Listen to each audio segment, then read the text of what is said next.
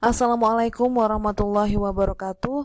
Kami dari kelompok 13 pada kesempatan kali ini akan mempresentasikan dengan materi SPM proyek, di mana kami beranggotakan 4 orang, yaitu yang pertama saya Septiana Indriani Kusmaningrum dengan NIM 2021-12095 dan rekan saya Putri Alivia Majida dengan NIM 2021-12061.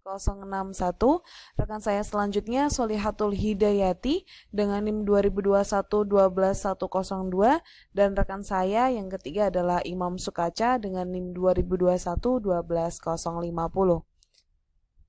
Untuk materi yang pertama akan kami sampaikan adalah hakikat proyek, di mana pengertian dari proyek sendiri adalah sekumpulan kegiatan yang dimaksudkan untuk mencapai hasil akhir tertentu yang memiliki arti cukup penting bagi kepentingan pihak manajemen.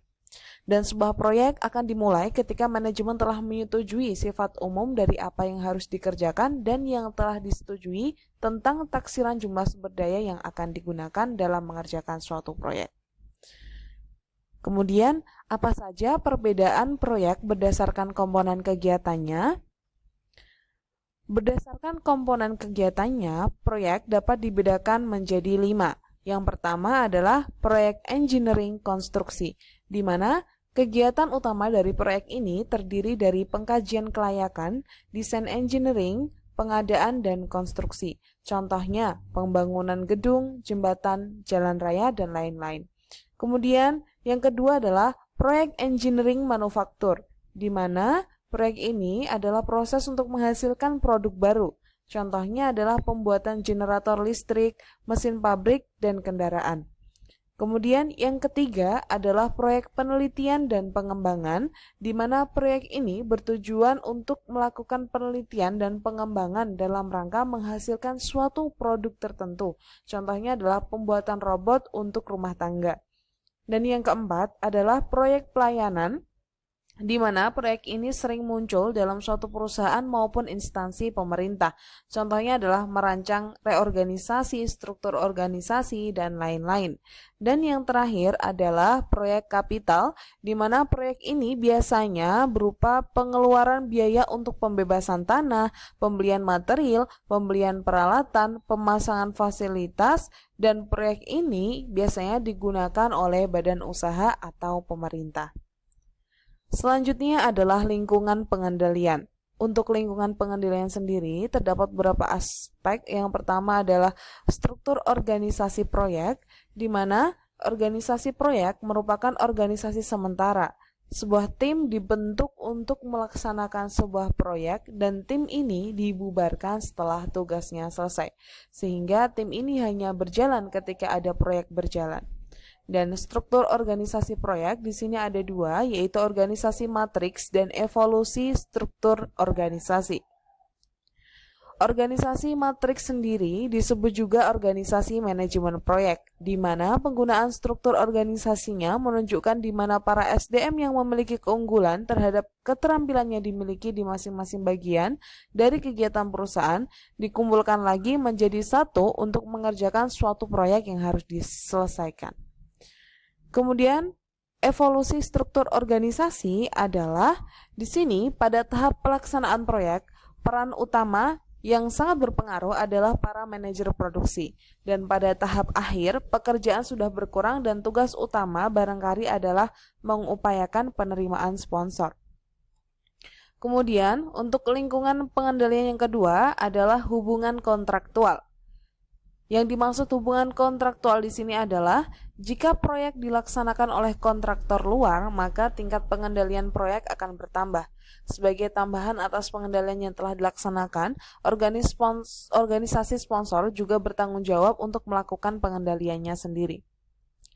Kemudian untuk lingkungan pengendalian yang ketiga adalah struktur informasi, di mana di sini terdapat 2 hal, yaitu yang pertama adalah paket kerja, di mana paket kerja adalah pertambahan pekerjaan yang dapat diukur biasanya dengan jangka waktu yang singkat, dan setiap paket kerja harus mempunyai tanggung jawab dari seorang manajer.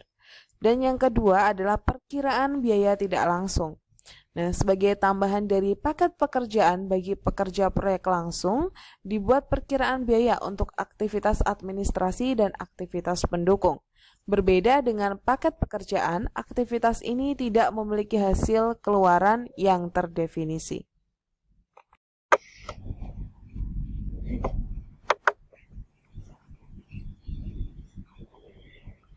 Perencanaan proyek. Perencanaan proyek yaitu sekumpulan aktivitas yang dilakukan secara kolektif pada awal manajemen proyek. Pada tahap perencanaan, tim perencanaan proyek menggunakan perkiraan kasar yang menjadi dasar pengambilan keputusan pelaksanaan proyek.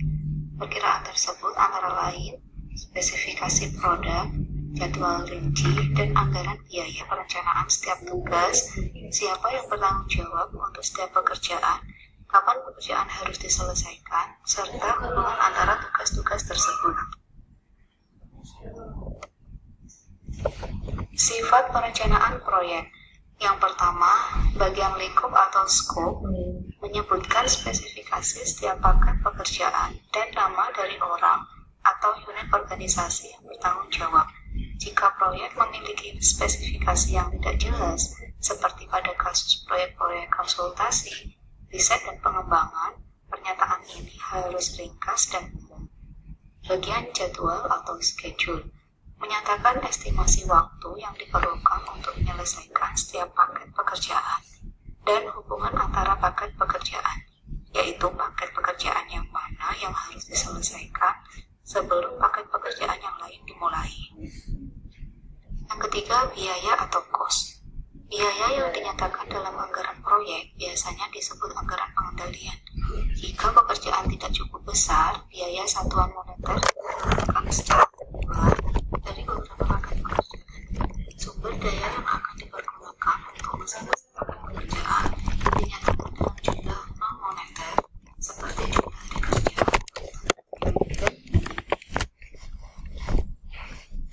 Analisis jaringan. Ada dua teknik dalam menyusun jadwal proyek, yaitu evaluasi dan penilaian program. Program Evaluation and Review Technique atau disingkat PERT, dan metode jalur kritis atau metode atau disingkat CPR. Setiap teknik mempunyai 3 langkah pokok, yaitu yang pertama, memperkirakan waktu yang dibutuhkan untuk setiap paket. Yang kedua, mengidentifikasi saling ketergantungan antara paket pekerjaan, yaitu paket pekerjaan yang harus diselesaikan sebelum paket pekerjaan tertentu dapat dimulai.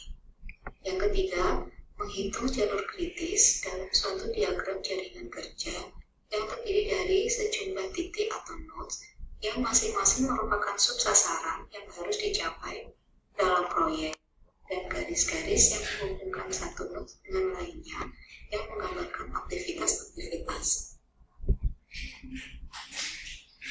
Memperkirakan biaya. Biaya seringkali dibuat pada tingkat agregat yang menggabungkan beberapa paket pekerjaan menjadi satu. Sumber daya yang digunakan dalam masing-masing paket pekerjaan dikendalikan dalam hal kuantitas fisiknya, bukan dalam bentuk biaya, sehingga membuat perkiraan biaya bagi setiap paket pekerjaan tidak akan memberikan manfaat. Perkiraan biaya untuk kebanyakan proyek cenderung kurang akurat dibandingkan dengan perkiraan biaya untuk barang-barang produksi, karena proyek kurang terstandarisasi dan informasi biaya yang terkumpul untuk pekerjaan sejenis tidak absah untuk dijadikan dasar perbandingan. Selanjutnya, penyiapan anggaran pengendalian. Anggaran pengendalian disiapkan mendekati awal pekerjaan, memberikan waktu yang cukup untuk meminta persetujuan oleh pengambil keputusan sebelum komitmen dari biaya.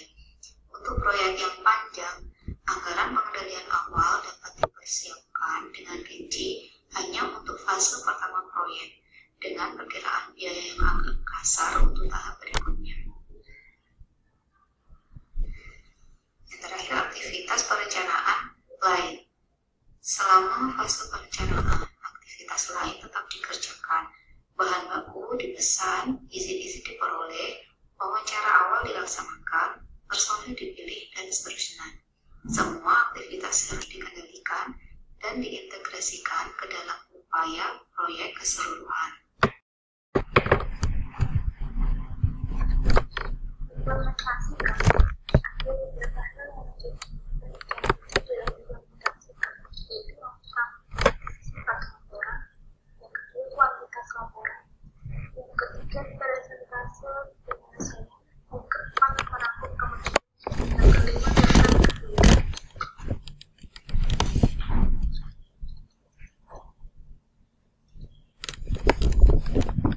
Pada proses perencanaan proyek, akan terdapat spesifikasi paket pekerjaan, jadwal, dan anggaran. Begitu pula ciri manajer pada setiap pekerjaan terverifikasi.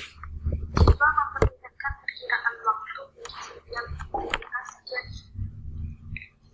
anggaran memperlihatkan perkiraan biaya setiap bagian pokok proyek. Informasi ini acap kali dinyatakan di dalam model keuangan. Jika sumber daya akan digunakan di dalam paket pekerjaan yang rinci, diekspresikan di dalam istilah komponen yang kecil dibutuhkan pengendalian. Anggaran menyatakan biaya secara moneter, hanya bagi pukulan yang besar dari masing-masing paket pekerjaan. Dalam proses pengendalian, data atas biaya aktual, waktu aktual, dan pencapaian aktual dibandingkan dengan semua informasi ini. Perbandingan mungkin dapat jika tercapainya milestone yang ditetapkan di dalam proyek atau pada interval waktu yang telah ditentukan, seperti jalan jual atau bulanan. Yang pertama yaitu sifat laporan. Para manajer yang memerlukan jenis laporan yang berbeda satu sama lain. Yang pertama yaitu laporan keuangan, laporan kemajuan, pengajaran dan laporan keuangan. Laporan keuangan melaporkan biaya masalah dan transaksi atau seperti dilakukan yang disebutkan oleh sejumlah segmen yang memungkinkan masalah yang kemudian sudah diantisipasi. Masalah kritis akan ditangani. Sangat penting laporan ini segera sampai kepada manajer yang tepat, sehingga tindakan korektif dapat dilaksanakan. Laporan ini sering disampaikan melalui diskusi rapat-rapat oleh orang konsumen. Ketepatan terpaksa dikorbankan untuk kecepatan. Kata-kata sering digunakan jumlah jam kerja dari biaya buruk atau jumlah kata. Dari lagi biaya modalnya waktu. Jika persoalan yang dilaporkan ada dilakukan, laporan lisan kemudian dikonfirmasikan untuk menjadi catatan. Yang kedua yaitu laporan kemajuan pekerjaan progress report. Itu laporan yang membandingkan jadwal aktual dan biaya dengan jadwal dan biaya bagi pekerjaan kalau selesai. Dan mereka memuat perbandingan sama untuk aktivitas laporan langsung berkait dengan pekerjaan.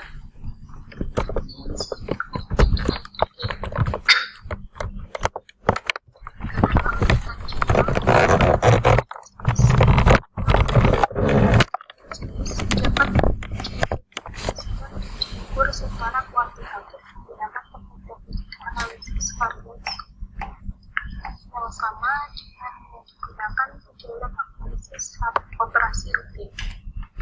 Laporan keuangan atau financial report adalah laporan yang akurat dari proyek yang harus disiapkan sebagai basis untuk pembayaran yang terang kemungkinan pekerjaan jika itu merupakan kontrak pengerjaan baru. Dan mereka biasanya diperlukan sebagai dasar pencatatan penyelesaian klasifikasi keuangan untuk kontrak sudah ditetapkan. Akan tetapi, laporan-laporan ini kurang penting bagi pembentuk manajemen jika dibandingkan dengan informasi dulu yang terdapat di dalam laporan kemajuan. Karena laporan keuangan harus lakukan, mereka diperiksa dengan teliti. Proses ini memakan waktu, sedangkan informasi kasar yang tersebut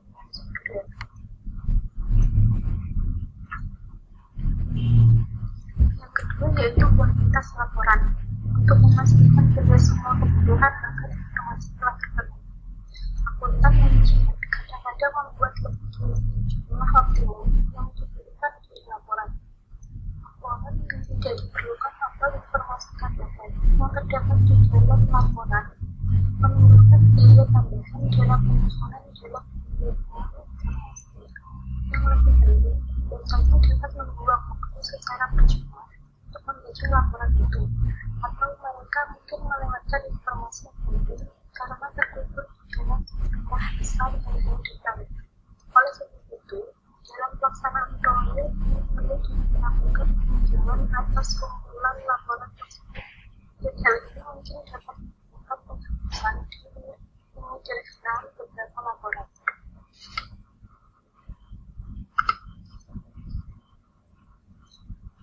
Selanjutnya yaitu persentase penyelesaian.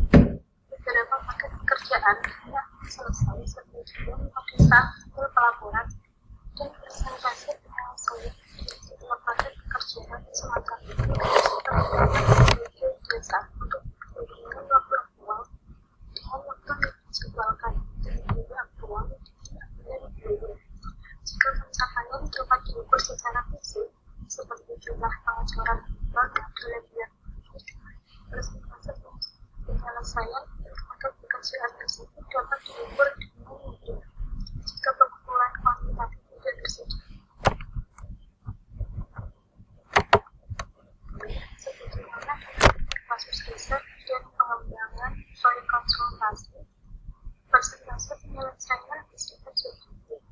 Beberapa organisasi membandingkan kerja aktual dengan kerja yang diambilkan sebagai basis untuk menghitung penyelesaian pekerjaan. Tetapi ini mengasumsikan bahwa biaya aktual buruh telah menyelesaikan semua yang telah direncanakan, di mana sebenarnya mungkin tidak seperti itu. Laporan naratif keseluruhan mungkin akan membantu, tapi ini seringkali sulit diimplementasi jika persentase penyelesaian tidak dapat ditentukan dari objektif manajer.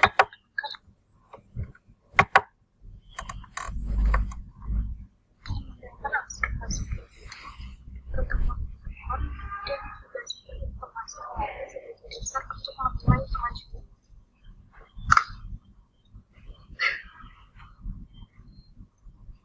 Merangsang kemajuan sebagai tambahan dalam menentukan persentase penyelesaian yang dilakukan pekerjaan. Sebuah rangkuman kemajuan dari keseluruhan proyek dapat sangat berguna. Pembayaran bunga kemajuan pekerjaan sekali dilakukan ketika milestone yang ditentukan telah dicapai.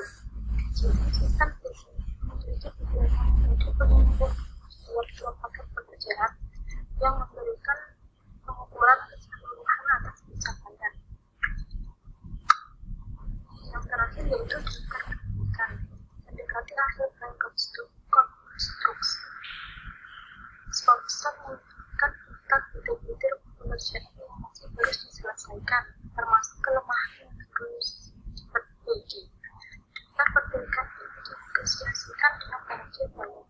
Bayaran akhir ditahan sampai pekerjaan yang disetujui bersama telah diselesaikan.